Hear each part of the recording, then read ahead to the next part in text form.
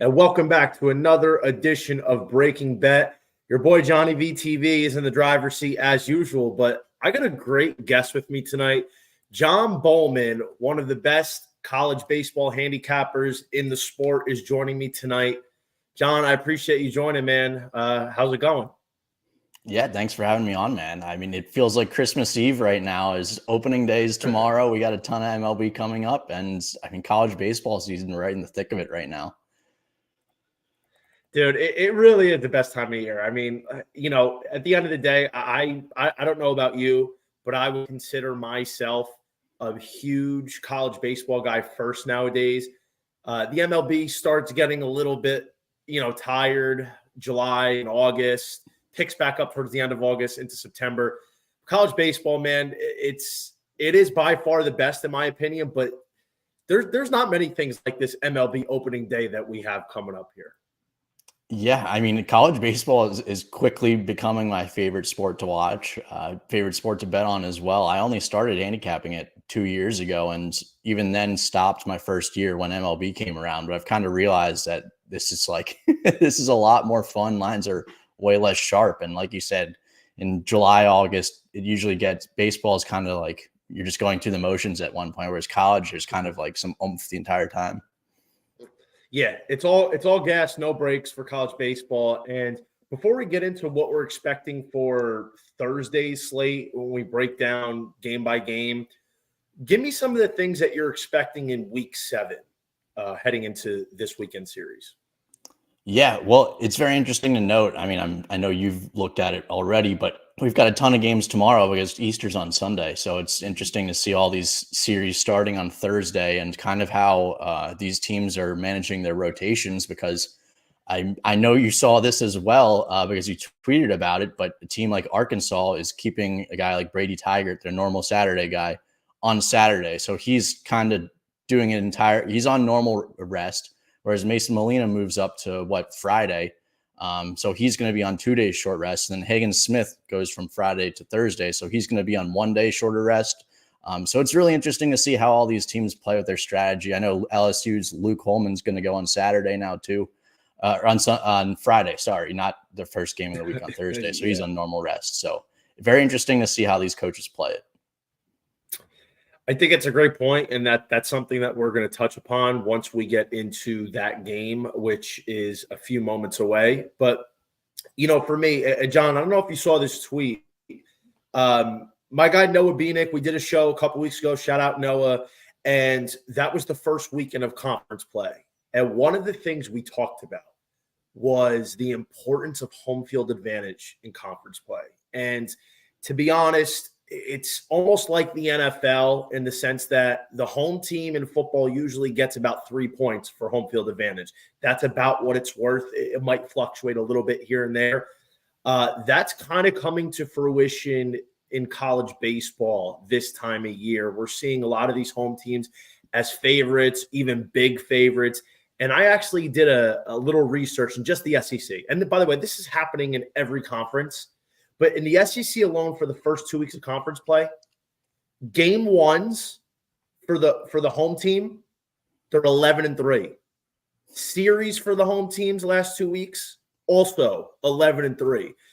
The only 3 road teams that have won a series was all last week. Florida, help me out here. Florida, Kentucky, and Arkansas. And we're seeing how important it is. And, I think last week I went into it like, okay, I want to see if it's going to be a trend or maybe it was just a one-off thing. But it's a full-on steam train. And I think this week I'm going to really take a more aggressive approach in trying to back the home teams, at least for game 1 of the series. Yeah, no, I'm totally with you. I actually got burned 2 weeks ago real bad because I kind of fell into that trap of, okay, short favorites on the road. I kind of like a lot of these teams are way better than the home teams. But in reality, if you're not one of the top tier teams, like say an Arkansas or an Oregon State or a Clemson, it's really hard to win a series on the road. So I agree with you. I mean, those stats are pretty amazing, 11-3. It's also kind of wild that it correlates directly to winning a series, winning game 1, right? It's kind of like the next 2 games are both toss-ups in a sense. One goes either way. But no, it's definitely something I've learned very recently, and definitely going to ride the home teams as well. That's the best way. In order to learn, you got to get burned a few times. I think, I think this is an approach I'm going to be really looking aggressively towards this week and in the coming weeks, and just see how long it keeps up. Maybe at some point throughout the year, it's going to regress to the mean, and we're going to start getting a little bit more road teams coming in on game one, because, as we know, college baseball, it is pivotal to take the first game of the series in order to ultimately take the series, because you only got to win one of the next two. With that being said, John, let's go through the first game. Duke Blue Devils back at home after a little hiatus at NC State, where they lost the series. Brutal meltdown last Saturday. Charlie Billinson blowing an 8-3 lead in the bottom of the ninth. You know how mad I was? I was fuming. And you know what? Credit to you, because you had a big pair of balls to go back to them the next day at an even -115 price. It rewarded you. Duke now back at home against Virginia. Very good team. Got Santucci on the mound. He had 7 walks and 5 1/3 last week. To the Blue Devils get right here against UVA in game one? Yeah, I think you do. I think they do. And a lot of that is, like you mentioned earlier, is these home teams, they take off, especially these, winning the first game. Virginia has good starting pitching, but they really lack those relievers. And Duke, on the other end, you mentioned Charlie Baylinson, that massive, I think it was 8-3 lead that he blew in the ninth inning, which is wild because he's still one of the best closers in the nation. So yeah, wild to see that. But I do think Duke bounces back. I mean, they have so many relief options. They're at home. UVA, we saw them when they went on the road against Miami, and how their bullpen just kind of imploded every day. So Duke's offense can make a bullpen implode very quickly with their power and the way they can get on base. So I do think that Duke turns it around. I think they get the series win. I think they win game one. I agree. They need a series win. They've lost 2 in a row. Clemson was another one where, let's give Clemson credit. They've played really well, especially coming from behind. But at the end of the day, I think a lot of this is on the teams that are actually imploding. And Duke had a chance to take the series. They got Friday night's win against Clemson, and then, some bad situational play let them drop the next 2. And then last week, we know what happened against NC State. I think for me, ultimately, I gave them out at -160 earlier on today, and they went out to -175. I feel like this is probably about where I would lay it straight with them, because Virginia is a dangerous team. They have an offense that can hit. And the problem is like, as good as Santucci is, he has these outings where he's all over the place. And for somebody that's projecting as a first-round starter, that's a little bit alarming, because if you're taking a pitcher in the first round, you want him to be a little bit more of a polished product. I think Santucci's making headway, but he still has a lot to go. And, he needs a rebound. He needs a strong start, and I think he's going to get it done against Virginia. So that's why I think Duke is a straight-up play. Yeah, I like it. Like you mentioned, Santucci's kind of bugaboo has just been walking batters and giving free bases, and that can definitely come back and bite him. So we'll know very, very fast, very quickly into the game if he's got his A stuff, or if he's going to have one of those starts where he walks, say, 7 batters. Typical fashion. Duke first game, then I'd probably go UVA second game, then I might flip it back to Duke for the third game. It's very hard to sweep teams of this caliber like Virginia. So I think they get one, and it probably would be Saturday. I don't know if Andrew Healy, or Friday. I don't know if Andrew Healy will be thrown or not. Remains to be seen. Got a couple comments here. Our guy Wags, what's good, Wags? Baseball season glory. It's upon us. Everybody revel in it. It's like Christmas. John said it. I don't really know what to do. I just want to sit home tomorrow and just watch baseball for 15 hours. And then we got TJ Parker. What's the chance they're doing that to keep that rotation switch? I believe that's in reference to Arkansas. And you know what, TJ? You're in luck, because we're talking about that game next. And one more, our guy Crutch, friend of the show. He's actually going to be on with me next week. So, Crutch, appreciate it, buddy. But let's get to this Arkansas game. They're out to -200 at home against LSU. And as we've said, John, it's Hagen Smith on another Thursday. Game one looked fantastic against Auburn last week. Luke Holman will not be throwing for LSU in game one. And for an Arkansas backer like us, that's good news. But for a baseball fan, we wanted to see this high-powered pitching matchup, maybe a nice under. We're not going to get it, but Arkansas moved from -150 to -200. Where is the cutoff point where you'd lay it with the Razorback straight? Yeah, I think right where it's at right now, to be honest. I saw it at -150, or I think you tweeted a play about it, and I saw someone else tweet a play at Arkansas at -150. I was like, okay, they're playing LSU, but Luke Holman's going on the other side. Like, I think I'm going to need to think about this a little bit. And then the next tweet I see, like, Luke Holman will not go on Thursday. It's to be due, and you're pushing him back, essentially giving Hagen Smith the Paul Skeens treatment. And it jumped way up to -200. And that's where I'd still take it, to be honest. Like you said, I was hoping that we'd get this face off. I was ready to take my first 7.5 under of the season. I think it was going to be runs were going to be very, very hard to come by if it was Holman Smith.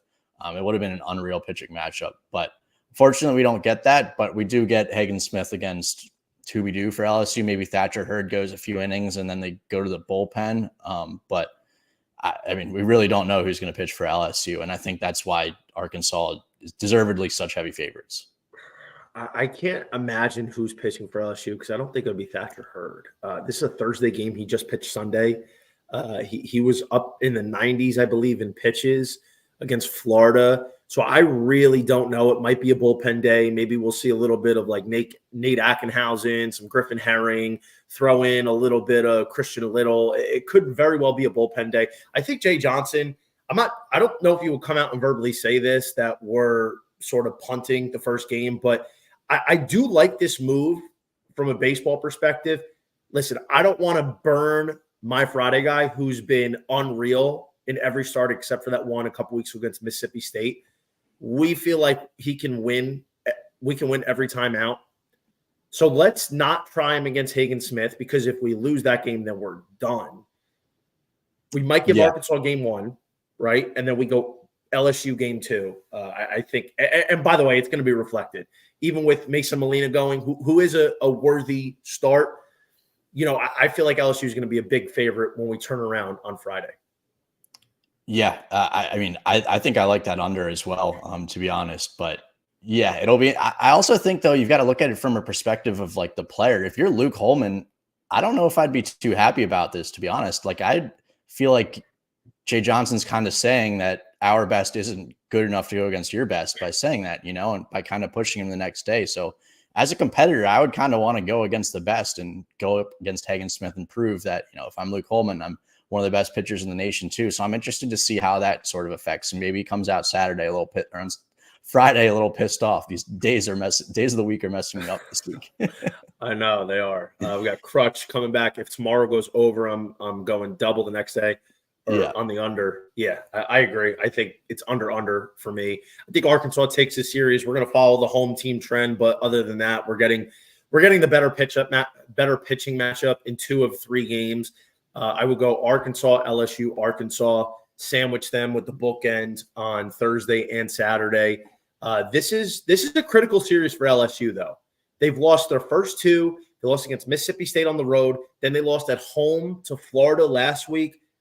You know, I picked LSU to go back to the College World Series. I picked them to win over 40.5 games. They have a chance still, but the fact is, it's going to be a tough look if they lose their 3rd straight series. And they're not playing any layups. Mississippi State was no layup. I was very high on them coming into the year. That's a tough environment going into the Bulldogs' home stadium, the Dudy Noble. And, you know, last week Florida's a top team and Arkansas is now a top team. So it's definitely difficult, but LSU does need a series. I don't think they get it. I definitely don't think they win tomorrow. I actually have Arkansas 2-unit play, John, -150 tomorrow. I like it. Yeah, I'm right with you there. The next game we got here is a little less impressive. I don't think we're playing this on the money line with A&M. They actually moved out from like -230 to -270. They're hosting Auburn. The Aggies, good series win against State last weekend after losing to Florida the week before. How are you attacking this game? Are you going A&M in a parlay? what kind of chances do you give Auburn to win even one game in this series? How do you attack this matchup? Yeah, good question. I mean, I think it's a lot, like you mentioned before, a lot of college baseball series and these SEC and ACC series in general, especially with the home team, you kind of like the home team, the favorite to win on Friday. Then usually they give up the game on Saturday and win the rubber game on Sunday. So following that, that kind of map is very crucial. I think it'll be the same idea here. I do think Auburn gets one of the three. I'd also like to look at an under one of the, in Friday night's game, or Thursday night's game. Maybe I'll get it by the end of the show. But the first game of the series, I kind of like the under. I mean, both pitching staffs completely rested. I know both teams can hit, and that's kind of usually where their strength is. But these SEC and ACC matchups, usually the first couple weeks of the season, we've seen a lot of overs on the Friday nights because the totals have been super low. But we're kind of seeing a lot of these numbers start to even out now and stay low scoring. We're seeing a lot of these managers know kind of how they want to use their bullpens now and who to go to. So they know what the matchups are like and kind of who's performing. So they're able to keep these games low scoring, whereas as opposed to throwing in somebody and not necessarily knowing how they were going to perform. If I had to guess, I haven't seen official confirmation. Somebody could correct me if I'm wrong. I would think Auburn goes back to Connor McBride. He was tremendous against Hagen Smith last week.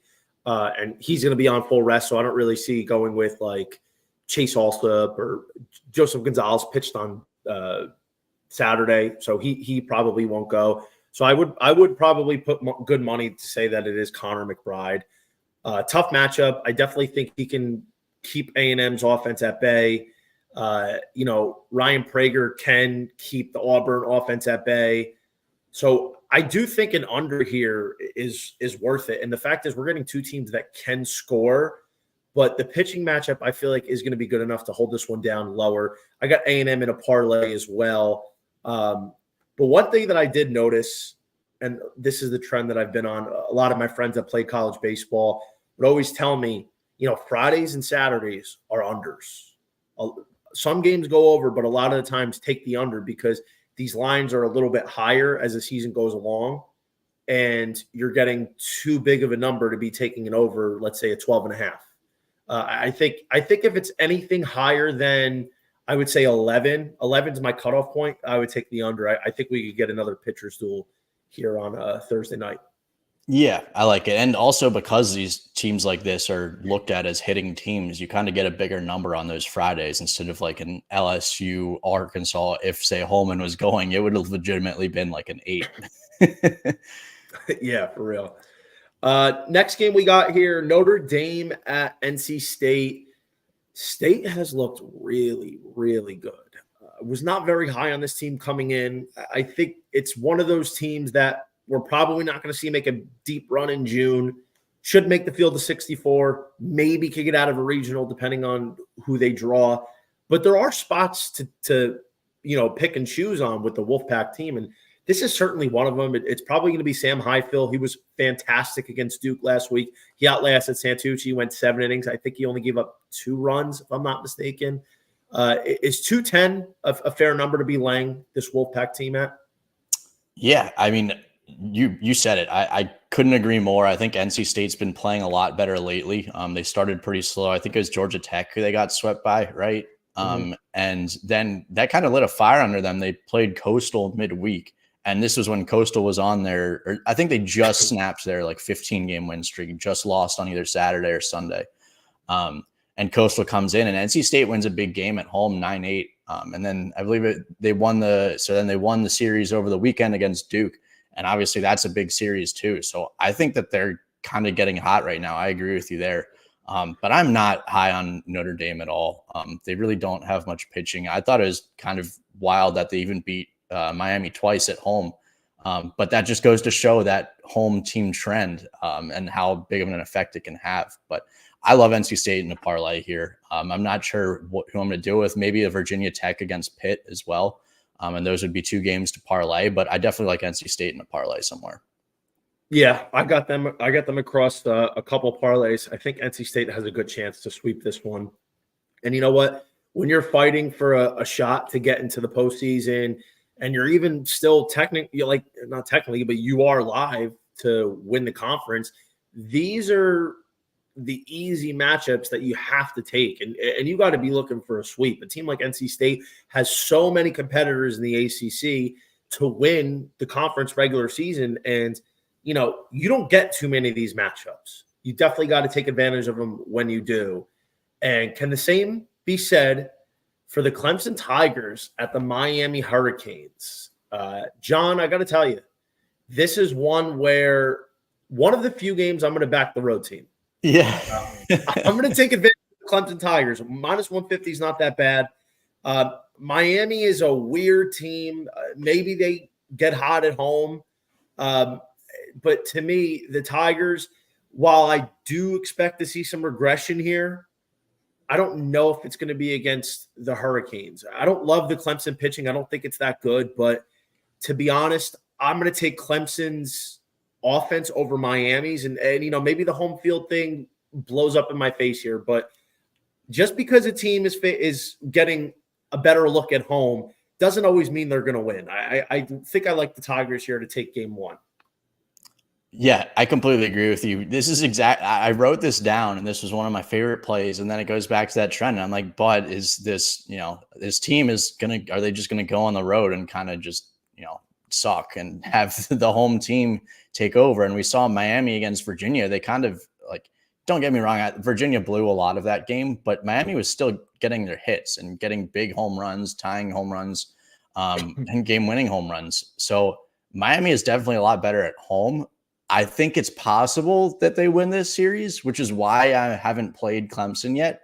But I think minus 150 is a pretty fair price at the same time. Like you mentioned, they're starting pitching. They don't have really an ace or any go-to starting pitchers. They just have similar quality across the board. It doesn't really fall off, say, from Friday to Sunday or to Tuesday, which is fine. But like you said, we're really testing the theory here. But I think I like Clemson as well. I need to see if Tristan Smith's going to be back. I don't know if he is. He's actually their best starter, and I think they said he was in a walking boot last week. So I have no idea if and when he comes back. I doubt it'll be for this series. But, yeah, I agree with you. I just don't know if I could find a reason to take Miami. Gage Zeal's solid, but, Clemson right now is playing on a different level. And, by the way, they did go into Duke on the opening weekend and take the series from them. So, there's something to be said for the home team advantage, but at the same time, that doesn't necessarily mean they're going to win. It just means typically as a whole, look more favorably upon a team that is playing in their own building. And there's going to be certain matchups where you're going to like the road team. And it would be a perfect example if, and I've reached out to DraftKings so many times that they would start laying series prices and they have it. It would be a perfect time for us to grab the Tigers on a series price, but unfortunately, nowhere to be found. Yeah, exactly. I agree with you there.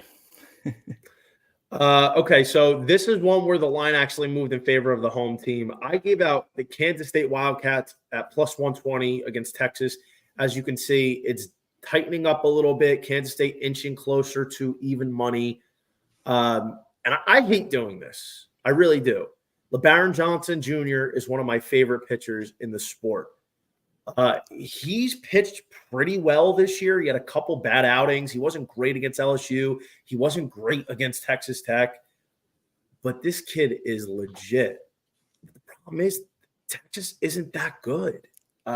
Kansas State is a real team that might not have the edge at pitching, but offensively, dude, they can swing. Yeah, it's a tough pill to swallow for Texas fans too. And it's kind of like Stanford. Stanford has that name brand. And this year, a lot of us thought that they weren't going to be very good, but they were still getting the prices of them being very good early in the season. And now it's kind of leveled off. Whereas Texas, it hasn't really leveled off yet.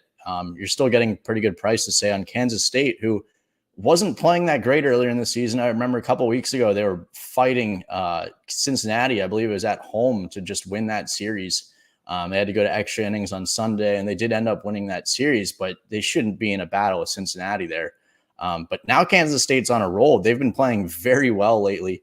It seems like they've got their bullpen finally set up. And Texas, on the other hand, is falling off. I mean, they haven't been playing well whatsoever. They're not scoring. Seems like when they do score, they're not pitching. They don't really have any go-to relievers. So I love Kansas State at plus money here. I also gave that one out. I think they're on a roll, and I think they're going to continue to stay hot and definitely win the series. So this is Texas. They win the series at Texas Tech, which was impressive. They blow them out 22-8 on the opening day. Then they lose the next day 7-2. Then they come back and steal the series 9-7. But then they lose to Washington. They have to win. Their one game that they won against the Huskies was 4-3 on Sunday. And then they lose the Friday night with LeBaron against Baylor. And then they come back and they blow them out the next two games. But Baylor is not good. I think we can both agree to that fact. I don't know. We were getting plus 120. Now we're getting plus 105. I still think it's fair to say that K-State is going to take this series because I actually am very high on them. That this was an original preseason Final Eight team of mine. I think the Wildcats pitching is going to, come back to earth a little bit and start improving. They do have some good arms. I think they, I don't know permanently, but moved Owen Barama from the Friday role to the Sunday role. Yeah, Sunday. And they're experimenting with a couple different guys between Friday and Saturday. So, for me, I'm not really backing them because they're going to have the pitching advantage. There's only a few guys that have the advantage over LeBaron Johnson, but it's more the fact that they're the better team. They seem to come up in the bigger moments. And, you're at home again, like we're talking about, and I think you'd have the offensive advantage. So give me K-State. I think I play them straight out at plus 120. I wouldn't parlay them, though. Yeah, I'm right with you there. I love K-State here. Then the last headlined game that we have, I actually have no part in. I'm curious to see your thoughts. South Carolina plus 130 at Alabama. It's not Ben Hess going tomorrow. I apologize. I don't remember whose name it was, but it's not Hess going for the game one, who actually did not pitch well at all against Georgia last week. No. And it is going to be probably Eli Jones on Friday or tomorrow for the Gamecocks. Going with the Crimson Tide? I think so. I think this is your, just the trend that we were talking about earlier. I think this is your classic matchup where if this game was at South Carolina, I think they'd win this series 2-1. This game's at Alabama, or the series is at Alabama. So I think Alabama is going to win this series 2-1.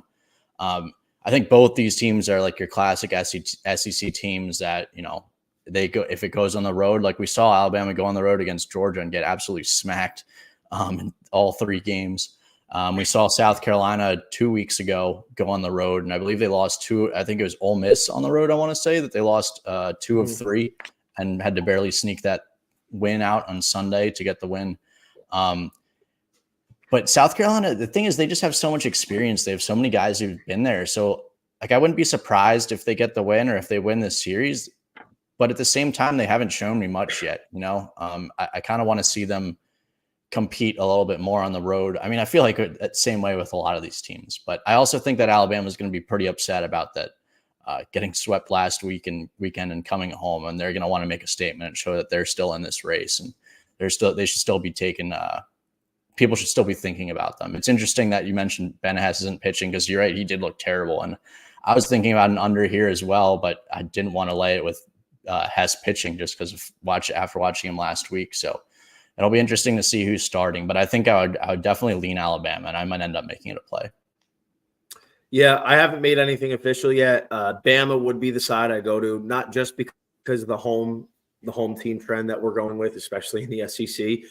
But to be honest, I think it's more about the fact that, like you just mentioned, Bama just came off getting swept by Georgia at Georgia. South Carolina just came off sweeping a red-hot Vanderbilt team in South Carolina. This just seems like a perfect time for everything to kind of get back to the status quo.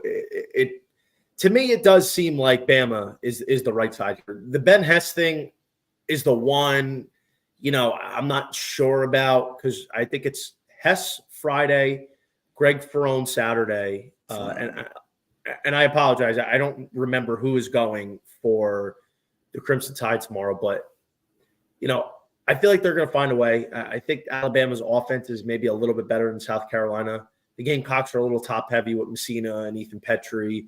So for me, Alabama probably wins this series, and no better time than getting off to a game 1 W. Yeah, I'm with you there.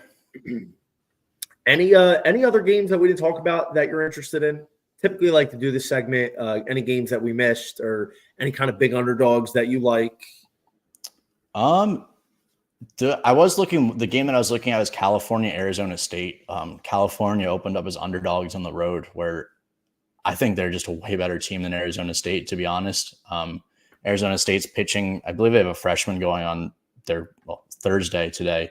I don't know if they've mixed up their rotation or not, but California, the way that they do their rotation, which you know, is they don't necessarily have like a go-to guy on Friday, Saturday, Sunday. They've got like 5 different guys who could go 3 or 4 innings any day. And they kind of mix and match and kind of figure out how they want to go with pitching. And they haven't been playing well this past couple of weekends at all. They just lost at home to Utah in a series, but I actually think Utah is a lot better than I thought, and maybe people thought originally. They can pitch a little bit.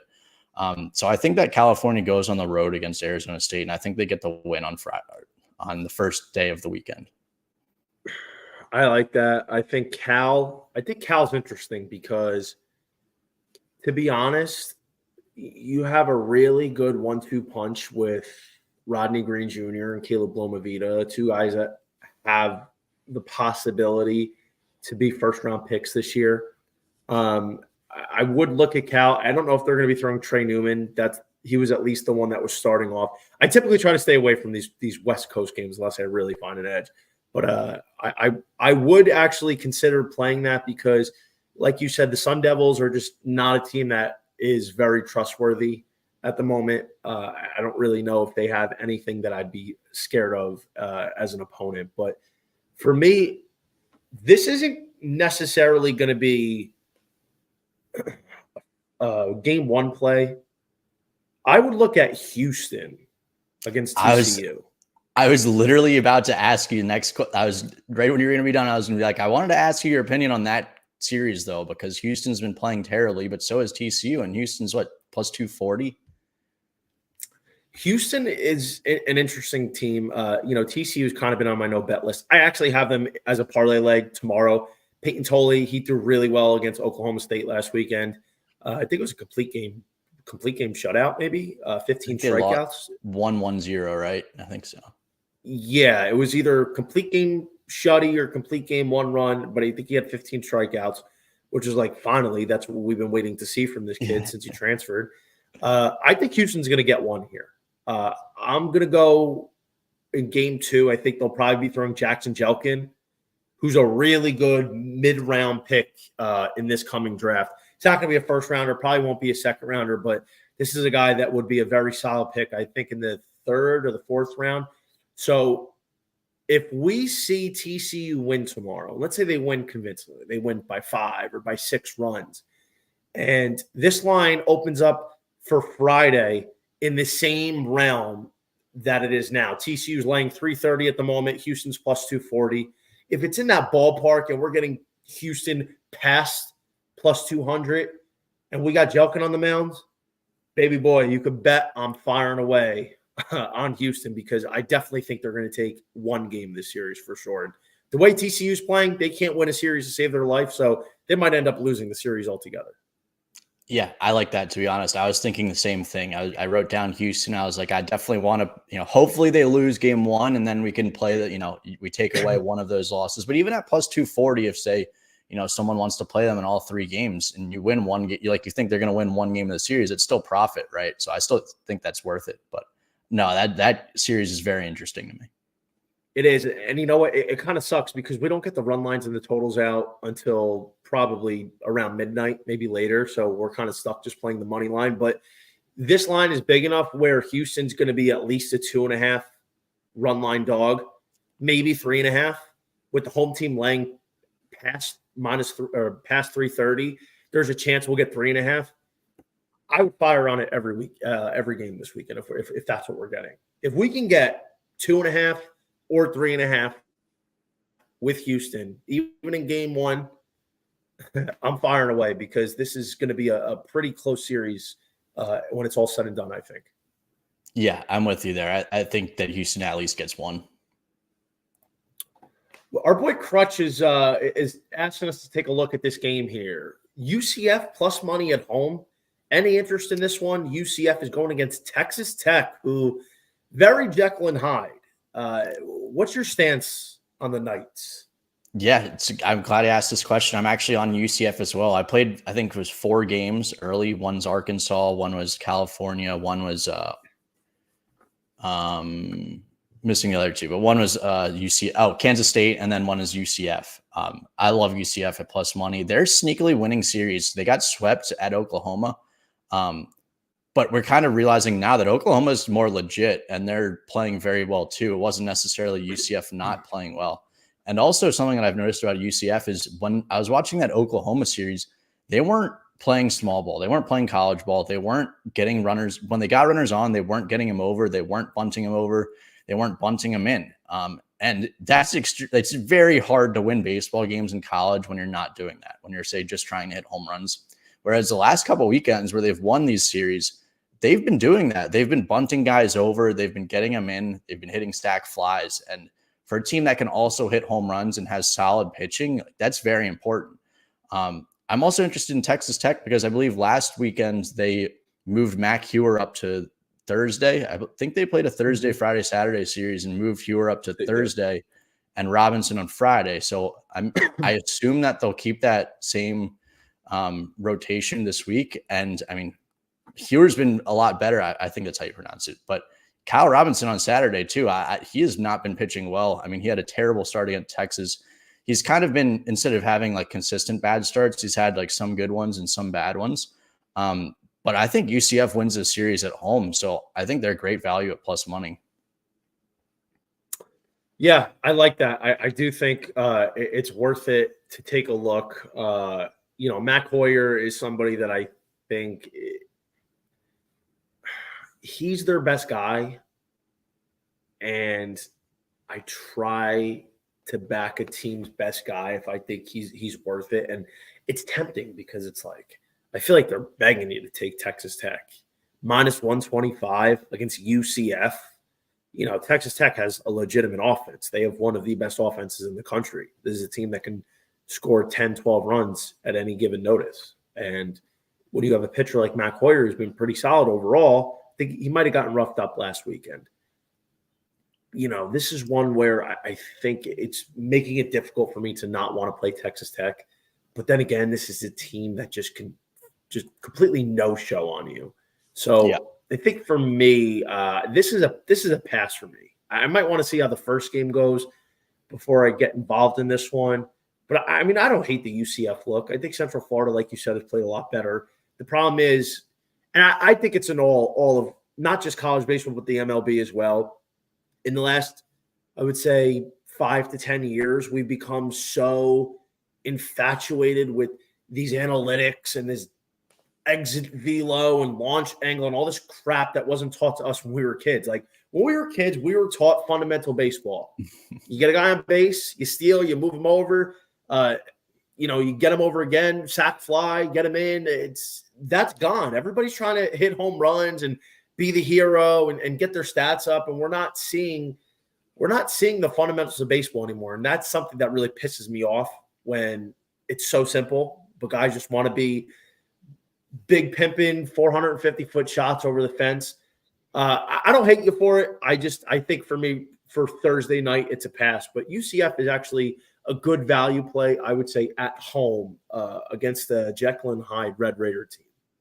Yeah, I mean, I agree with you. Texas Tech is that team that they can just, play a dud. And that's the problem with a team that's, made up of all bats. But I also agree with you. Like, why doesn't anybody delayed steal anymore? Where are the fake bunt steals? Where's the real strategy baseball and, the nuanced calls that, we grew up having to execute. So yeah, I love seeing that kind of baseball. And in college, when you put the pressure on the defense, you're usually going to win. So I love seeing that kind of thing, and it makes sense that UCF has started to win now that they're focused on that. Yeah, absolutely. I think this is something that we would agree on for sure. We got another comment here. Our guy Jonathan Wagner. Where'd you go? Thoughts on Notre Dame, NC State? We went over this before. We're talking about we both love NC State. This should be a clean sweep. I think 210 is maybe the most I would go. I'd look NC State in a parlay, and I think John would tend to agree with me on that one. One more that I thought really caught my eye. It's another one of these mid-major games. Sam Houston at Liberty. I really like Sam Houston. Yeah. I'm not saying in the spot. I think they win the game, but like in general, Sam Houston is a really fun team to watch. You think they beat Liberty game one? I'm with you. I don't think Liberty's very good, man. I've watched, like, in the past, they've been a live dog a lot, on weekends and midweek especially, but they just make so many errors. They don't have good at bats. And Sam Houston, they've got some pitchers and they can definitely hit. I'm with you. I really like the Sam Houston team. I think they're definitely going to make regionals, and I think they could make some noise in regionals, maybe get to a super regional, at least get to, a regional final, something like that. But I think I want to lay the short price on Sam Houston on the road. I'm not totally sure. I need to think about it a little bit more. But like I said, I'm just not a big believer in Liberty this year. I think they're having a super down year. So I think the short money line might be worth it. I tend to agree. I feel like Sam Houston could definitely sweep this series. They gave it a good fight, dude. They go against some of these big dogs in the Power Fives. They give them a fight. I think Dallas Baptist beat them, but I mean, even against Ryan Johnson last Friday or Thursday, whatever it was, Sam Houston takes them down to the wire. Ryan Johnson, again, I think he was another one. Complete game, 15 Ks. And I think Dallas Baptist, this was a close game for like the first 7 or 8 innings. And Sam Houston, they're not to be trifled with. They are a very, very tough team. They have a kid, Walker Janik, their catcher, who has a legitimate shot to sneak into the first round this summer. Maybe get a compensatory pick, if not be an early second. This kid's the real deal. I mean, they play the game the right way. They play with a lot of fire, a lot of passion, a lot of heart, and they do a lot of these little things the right way. They almost went into Texas A&M a couple Tuesdays ago. It's actually one of the hits. I took them on the run line. Sam Houston, I actually think I'm tempted to make them an official play here on Thursday. I'm with you. I think we're talking ourselves into it right now. That was on my, like I said, I wrote it down and I was probably going to end up playing it. But like after talking through it, I mean, it seems like it's a no-brainer. I think they should win 2 games this series. And at the very worst, they're going to win one of these games. My guess is they win the first 2 games and they probably drop the third. But I think they win at least the first one. I think we talked ourselves into it. And then we got our guy Delta Dimes coming in. What up, Dimes? They're throwing Atkinson Thursday as well. Colton Atkinson, I'm pretty sure. I think that's how you say his name. The kid's been lights out. I think he dueled pretty solid with Ryan Johnson last week. And then he said, think Liberty's throwing reliever, 4 ERA, 10 innings pitched on a year, Ryan Butler. Guys, I think we kind of just did it. We talked ourselves into backing Sam Houston State on a Thursday, game 1. Let's do it. I'm in. Check him in, -125, Sam Houston Bearcats. Little how you doing? There we go. We got Kyle Spencer here asking about thoughts on Troy Southern Miss. That's a very good Fun Belt contest here. 2 of probably the 3 best teams, I would say, in the conference, along with Coastal Carolina. I'd still probably put Coastal first. I'm pretty sure Coastal's playing tomorrow, yet they don't have a line. They're playing ULM. Somebody might correct me if I'm wrong. I thought Coastal plays tomorrow, but there's no line here. Do you like Troy at +130 or Southern Miss -166? Nico Mazza should be on the bump here. Is this a get-right spot for Mazza, who pretty sure struggled last weekend? Yeah, I think so. I love Southern Miss start top 2 guys. I believe it's Oldham. It goes on Saturdays, right? The second game of the weekends. Billy but Oldham. Yeah, Oldham. Their top 2 guys are great, Nico Mazza and Billy Oldham. Whereas Troy's more of a hitting team. But I was kind of thinking about an under on day 1. I love Southern Miss to bounce back and then Troy, like I said, they're a hitting team, but I think playing at Southern Miss will kind of negate that a little bit. But it's one of those where I think Southern Miss is going to win, but I don't necessarily want to pay minus 165 for it. Troy's a very good team. I think they're at least going to win one game in this series.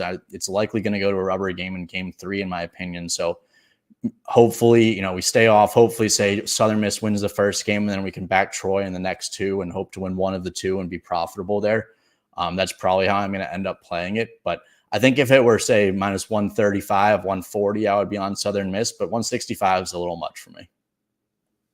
Agreed. And, Nico Mazza just got bent over last week against Georgia Southern, who swept the Golden Eagles.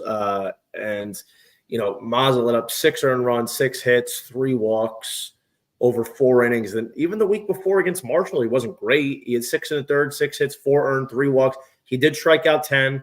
But, his first 4 starts were against Marist, Mizzou State, Indiana State, Louisiana Tech were really good. So I think this is a good spot for Nico Mazza to bounce back.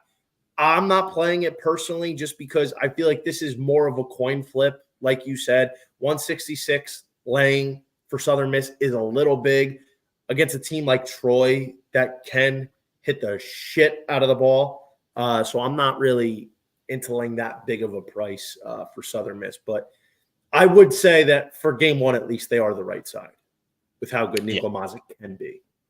They've won all of his starts except for last week's against Georgia Southern, if that does anything for you. Okay, so we talked a lot about college. For the last 15 minutes or so, let's get into the opening day MLB plays. John, instead of kind of highlighting game by game, what's some of the best looks that you have here? Yeah, so I'm on 2 plays already for tomorrow. I'm on the Orioles on the money line at home. Hopefully that game gets played, but there's definitely going to be some rain in the area and it might get banged. We'll see, but I think the Orioles, with Corbin Burns coming over, being in the trade, he's been in this position before, starting on opening day for the Brewers many times against the Angels and Patrick Sandoval. Patrick Sandoval, even when he pitches well, he'll only go 5 innings because he throws so many pitches, gets so deep in counts, and walks a lot of guys. And that means maximum bullpen for the Angels, who were 26th ranked in the league last year. Whereas the Orioles, they signed Craig Kimbrell to back their bullpen, and they had the 5th best bullpen in the league last year. Felix Bautista is going to be out all year, but Kimbrell comes in and replaces him.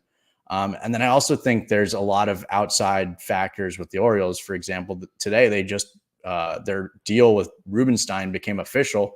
They've officially got a new owner. He's going to be there throwing out the first pitch. Cal Ripken Jr. is in that ownership group. They had the Key Bridge, Francis Scott Key Bridge was run into the other day. Obviously, that's big in Baltimore. I think the fans are going to be packed in that stadium. They're going to be excited to, kind of escape reality for 3 hours and get into the Orioles team that's got legitimate World Series aspirations for the first time in a long time. Love that handicap. I do agree with you. They are on my card as well. I gave that out a little over an hour ago. Playing the Orioles at minus 178. Listen, I'm like you guys. I don't like laying a big vig, but there's certain matchups where it's worth it. And, we got to come to the realization that sometimes you got to put on your big boy panties and you got to be able to just lay a little bit of juice. And, you're getting a pitcher like Corb Daddy coming over. This guy's going to be rejuvenated. He leaves dusty old Milwaukee to come to Baltimore to be able to compete for a World Series for the first time in a long time. And, Corbin Burns is still elite. He's still a top shelf pitcher. He had a down year last year, but I think, honestly, what people don't realize is the surroundings eventually catch up to you. Mentally, when I watched him pitch last year, I just didn't feel like he wanted to be there. He wanted to be out. He knew he was going to leave. This is a different Corbin Burns that we're going to see this year. This is going to be the guy that we've seen that contending for Cy Youngs, winning the award. And, you're getting him on opening day. All the stuff that you just said, like Baltimore's the team I picked to win the AL. They're going against the Angels that, honestly, I doubt win 70 games this season. So laying a full VIG 178 for the O's on opening day, Your Honor, no objections. Yeah, I love that there. I think there's a lot going through Orioles. Also, you got the Angels traveling from across the country. That's a tough road trip as well. Just in general, whether it's the opening day or any series in the season. And obviously Otani is not going to be there. They will have Trout, and I believe Rendon's playing, but they like you said, the Orioles are just too deep, and I think it's going to be a lot of bullpen in that game, and the Orioles have a massive bullpen advantage. 100%. John, I would say one of my favorite plays this week, or for opening day, I should say, in terms of a money line, in addition to the Orioles, is going to be both the Mariners at home with Luis Castillo La Piedra going against the Red Sox in the Pacific Northwest, and the Astros at home to the New York Yankees, starting Nestor Cortez against Framber Valdez.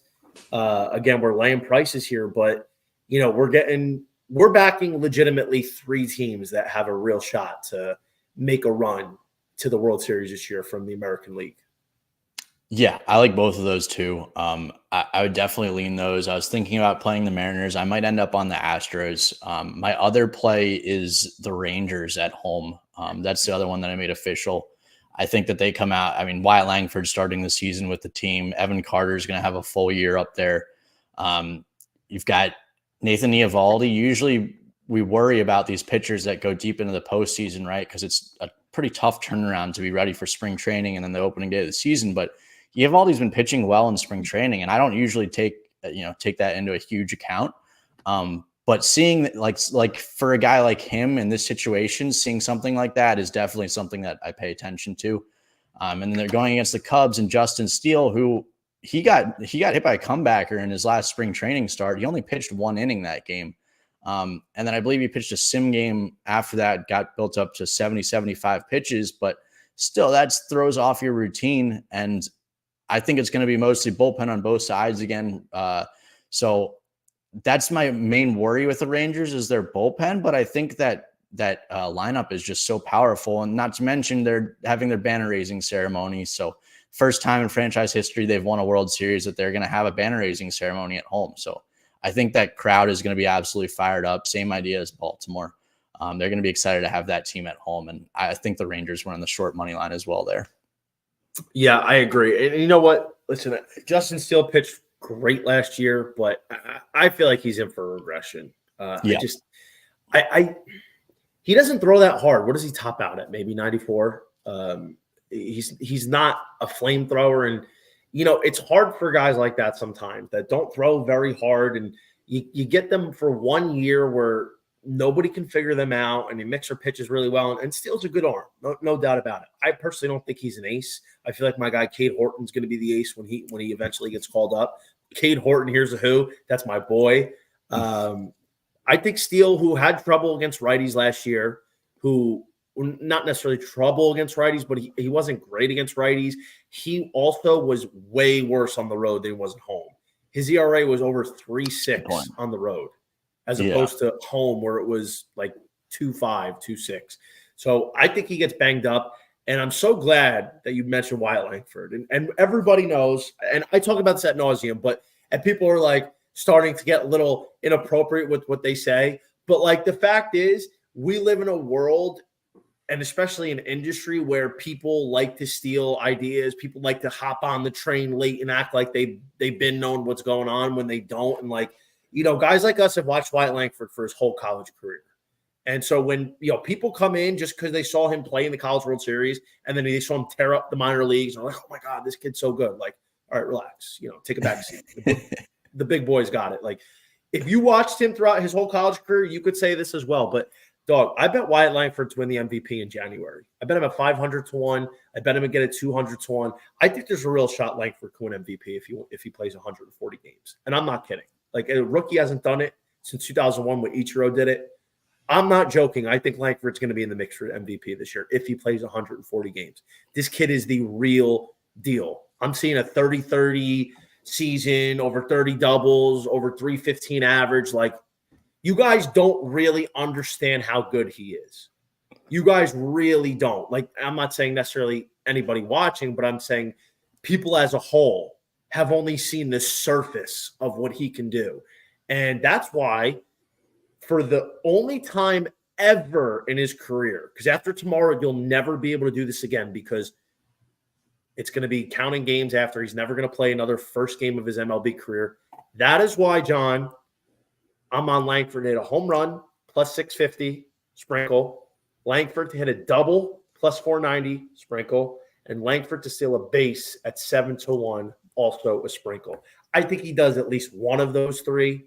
I would think more likely he does two of them. Dude, he's special, bro. This kid is a barrel daddy. He is an extra base hit machine. And it would surprise me if he doesn't have at least one extra base hit tomorrow. Yeah, no, I love that. And I think a lot of people see that he was drafted 3rd overall and think that's, so he's a 3rd overall pick, when in reality, the draft was just stacked this year, like straight up. Like all Skeens, Cruz, and Langford, any of them could have gone 1, any of them could have gone 3, and any of them would have gone 1 in just about any other year as well. Like that's just how good these 3 players are. So when they see 3rd overall, they kind of think, oh, well, he's only the 3rd best in his class, when in reality, like all 3 of those guys are going to be absolute studs and could have gone just about anywhere. So I'm definitely excited to see Langford, and I do think he'll win an MVP. I don't know if it'll be this year, but I do think he'll win an MVP at some point in his career. Yeah, I couldn't agree more. And you know what? I think it's bizarre. It's weird looking back at it now, but I couldn't really understand why the Nationals took Dylan Cruz instead of Langford. I love Dylan Cruz. I think he's a star. He's going to be very good as an MLB player. But I mean, it's just so obvious when you watch these two how big Langford can be in his career. And come on, you've seen my stuff long enough to know, like, how many people have you seen before me say Wyatt Langford's the next Mike Trout? I don't think anybody. I think I'm the first one to that claim, and I have video evidence to support it. Like last March, I'm talking about him as the next Mike Trout, and honestly, I knew it before that, but I needed to see the full season before I could, comfortably feel like I can back that one up. But I think we're spot on it. He's going to probably rack up a really good weekend against Chicago in the opener for sure.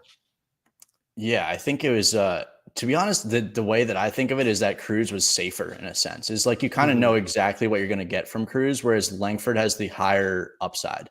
Yeah, he can get up there and he has that potential, but he made a position change only a few years ago. He wasn't like, it's not like he was a top prospect in the nation coming in as a freshman, right? Whereas Cruz was like a guy, he was a dude already, So I think it's more of like the safety of Cruz, but Langford has that upside. He's still developing. For sure. Absolutely. And obviously we get why Paul Skeens went 1. I think that was the right pick for sure. But I made a point of saying this, and it's no slight to Max Clark. Max Clark was a great high school player, but there's a difference between playing high school and playing SEC baseball. And I said the Tigers are forever going to regret passing on him, because I just don't know how you take a guy just because he's a few years younger when you've seen what a guy like Langford. That's right. Langford wasn't 3rd. He was 4th, wasn't he? Yeah. I mean, what he did against the best competition in the country consistently every week against the SEC. Here we go. Look at this. That line drive. Yeah, that's right. Crush. It's good. It's good, bro. We all know about it. I can't wait, dude. I really can't wait, because I've been looking forward to this for a long time. And now that I finally get to bet a Langford prop tomorrow, I bet a few of them, is going to be great. But I actually have one more play. I did have a parlay with the Rangers and the Dodgers, but that wasn't it. Tyler Glasnow, over 7.5 Ks, 8 Ks technically on FanDuel, plus 126 against the Cardinals. I think Glass Daddy is going to show out here in his first time in a new uniform. What do you think? Yeah, I mean, I think pitching already once definitely helps. I just have no idea how that time change and the travel is going to affect these teams. So I just kind of put the Padres Giants game and the Dodgers Cardinals game on the back burner. I wasn't even going to look into those because, like I said, I have no idea how that's going to affect them. But the Cardinals lineup is very prone to striking out, and Glasnow is one of the hardest pitchers to make contact with in the league. If he can stay in long enough, I think that's a great play. But we saw him waste a lot of bullets in Japan as well, or in Korea as well. But I do think that he bounces back. I think getting that out of his system in his first start as a Dodger is big. Yeah, that was one of the angles that I kind of thought about, because Glasnow, is probably going to be a little bit nervous, but now that he had that first game and he's at home, and he's from California, so it's a homecoming for him. I think he's going to be fired up, ready to go. I'm not really sold on the Cardinals this year. I feel like for whatever reason, they're favored to win the division. People think they're going to be good. I personally don't know why.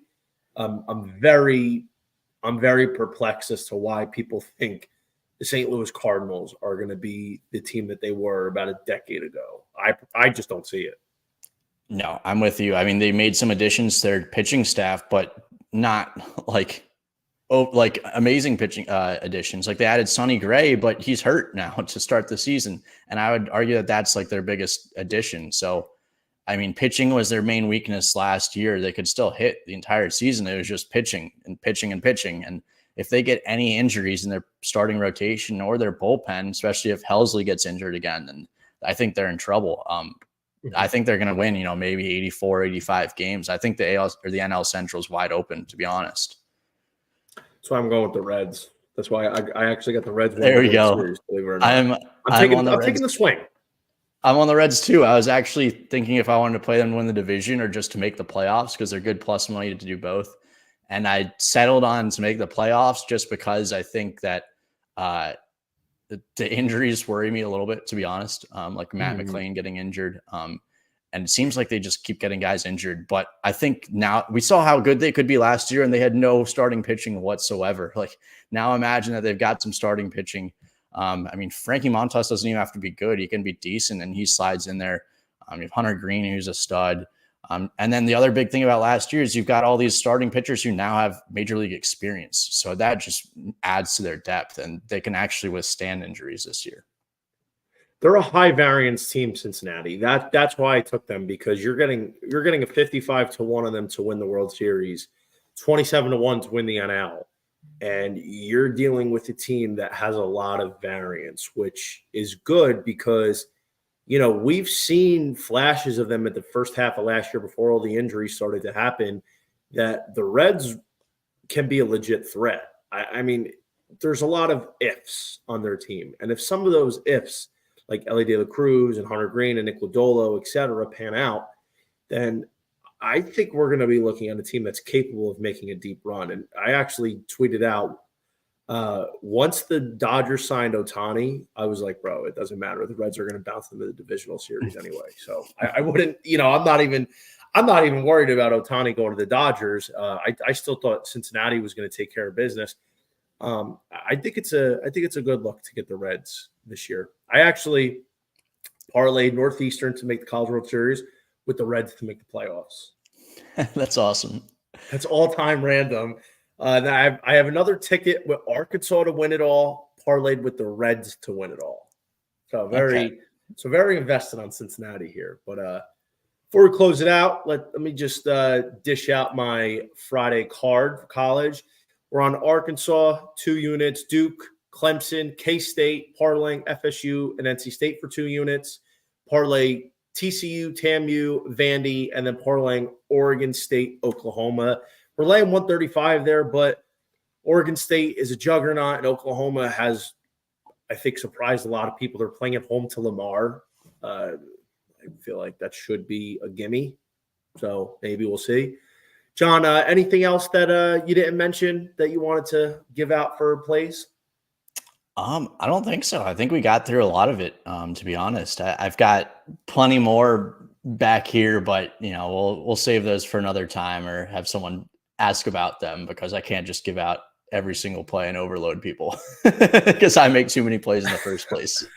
I need to seriously think about if I'm joining Dub Club with you or not. I don't know if everybody would be happy if I only teased a few plays. So it's been under consideration, but we really appreciate having you. This was fantastic. I look forward to having you back very soon. Tell everybody where they can find you. Yeah, so I'm at John Bollman 11 on Twitter.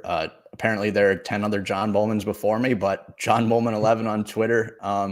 And yeah, happy to answer any questions. Love anybody to come by, and I'll put out as much content as possible, and welcome if anybody wants to come.